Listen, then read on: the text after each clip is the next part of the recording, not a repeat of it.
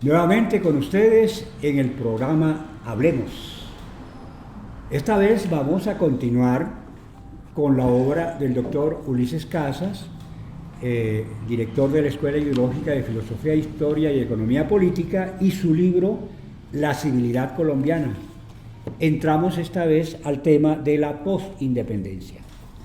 Aquí, doctor, bienvenido nuevamente a este programa y queremos que nos aclare o nos dé luces, aporte luces respecto a estos temas que usted enmarca en esta parte que se llama la posindependencia. Comencemos por la guerra de los supremos y después continuemos con la de los liberales radicales. Por favor, explíquenos esto. Sí, ya consolidada la independencia por los años 1830, pasan los criollos a gobernar. Márquez, que es el primer presidente pues Bolívar, pero ya aquí en Colombia Márquez y los civiles. Bueno, entonces se producen unos fenómenos que es como la repetición de las contradicciones que había habido antes, ¿no?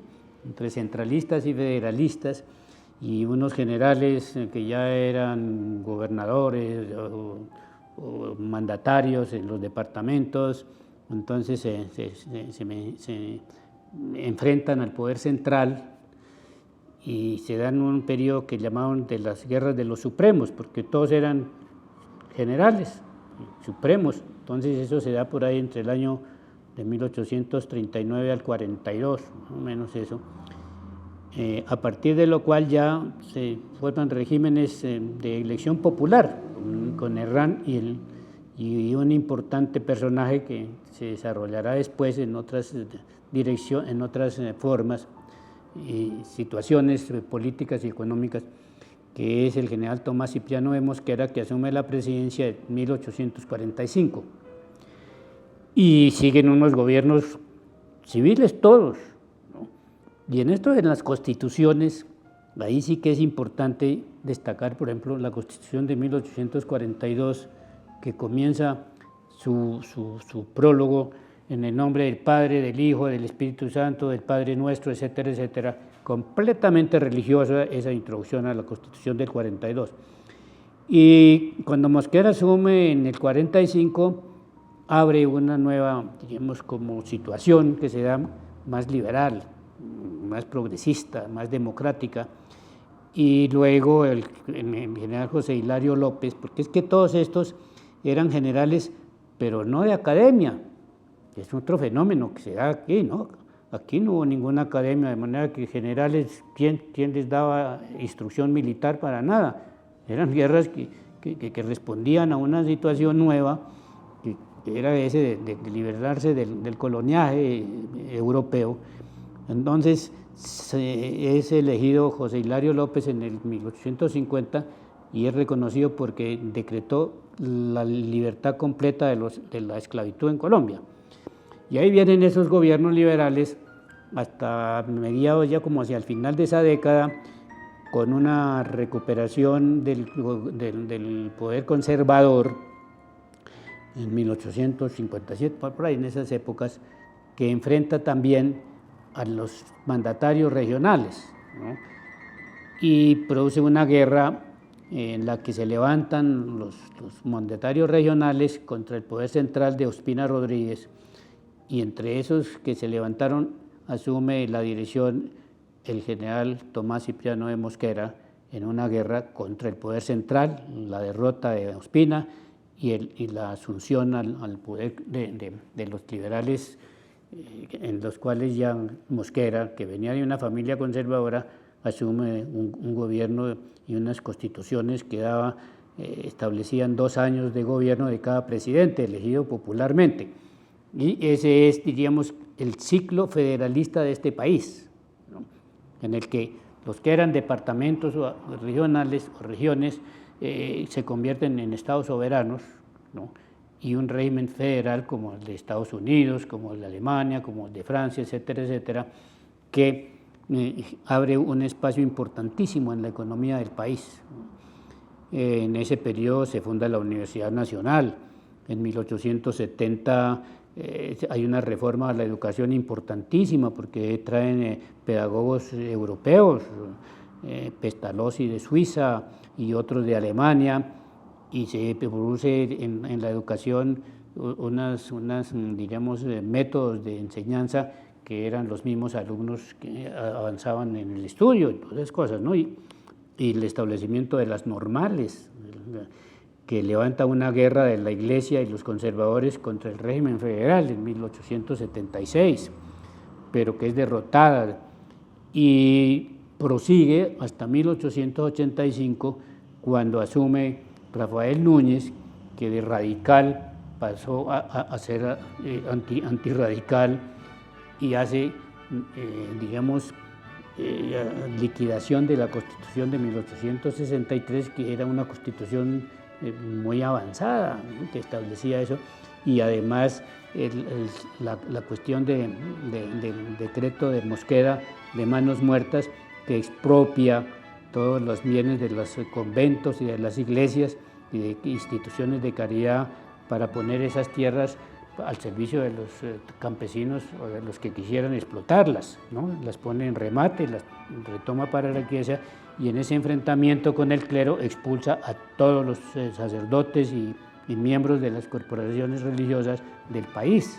Eso es una cuestión que no se ha dicho aquí, porque como hay un dominio, digamos, de la iglesia, así sean liberales o conservadores los gobiernos, entonces conocer esta historia es importante, pero es, digamos, perjudicial para el poder que existe, ¿no?, el del dominio religioso. Sí, así es. Bueno, entonces notamos que tanto el federalismo como el centralismo fueron los que entraron en pugna desde entonces, y que finalmente el centralismo fue el que se impuso.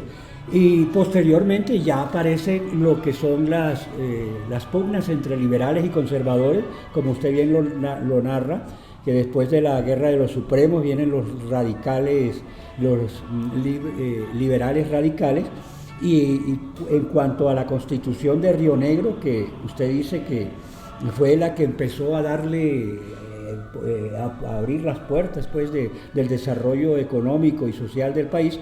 Eso fueron acontecimientos muy importantes, sobre todo de los liberales. Pero antes de que entremos a la reacción conservadora, explíquenos ese lapso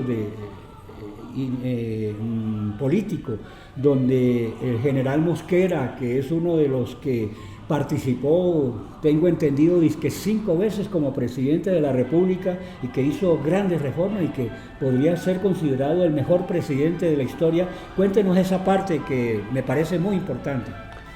Sí, lo del general Mosquera es sumamente importante, como dice usted, porque él abre, digamos, el comercio y el desarrollo industrial de este país. Por ejemplo, él siempre que estuvo en el gobierno tuvo, digamos, el interés de abrir esa ruta Popayán, Océano Pacífico, ¿no? ¿Por qué? Porque pues por ahí era que entraba el comercio con los Estados Unidos, y él además con su yerno Herrán pusieron en un almacén en Estados Unidos, pero como aquí la situación era política cada rato complicada, entonces quebraron, ¿no?, con esa empresa, pero él sí vio que el desarrollo industrial y comercial del país era el que podía darle un piso al desarrollo del país, con las comunicaciones y con todo, ¿no? Y durante ese régimen pues planificaron los ferrocarriles que iban a unir todas las capitales de los estados federales. Entonces Mosquera es, digamos, un personaje importante, y estamos mañana es un aniversario de su nacimiento, el 26 de septiembre de 1878. Yo he venido escribiendo unos artículos ahí en el Facebook, ¿no?, digamos, escribiendo quién fue y qué hizo el general Mosquera, y cómo sería de avanzado el general Mosquera en su política económica, que se echó de enemigos a los liberales mismos, ¿no? Ezequiel Rojas y Santos Acosta y otros armaron un complot para meterlo a la cárcel y lo sacaron a la madrugada y lo llevaban al astronómico, el laboratorio astronómico, el instituto, ¿no? Y lo tuvieron ahí preso y le hicieron un juicio en el Senado, ¿no? Y lo condenaron a prisión y al exilio durante 3 años, pero él era un hombre de mucha acción, no lo quería la familia inclusive, ¿no? Y después de que cumplió los 3 años de exilio, vino, se presentó en la candidata para la presidencia del Estado Soberano del Cauca y fue elegido y volvió a tomar parte en las luchas políticas del país hasta su muerte. Eso es importante. Mi estimado doctor, quisiera que nos explicara lo que se considera el capítulo de la reacción conservadora en la que aconteció la guerra que se conoce como la Guerra de los 1000 días, en la que, ¿qué incidencia tuvo ahí el doctor Rafael Reyes, que también fue presidente, y posteriormente ahí adicionalmente nos suma lo que tenga que ver los liberales en el poder y cómo comenzó esa violencia que aún todavía continúa? Pues como venimos contando, pues toda esa historia nuestra ha sido de enfrentamientos que terminan en ciertas guerras, ¿no? Que podemos llamar ahí entre paréntesis guerras.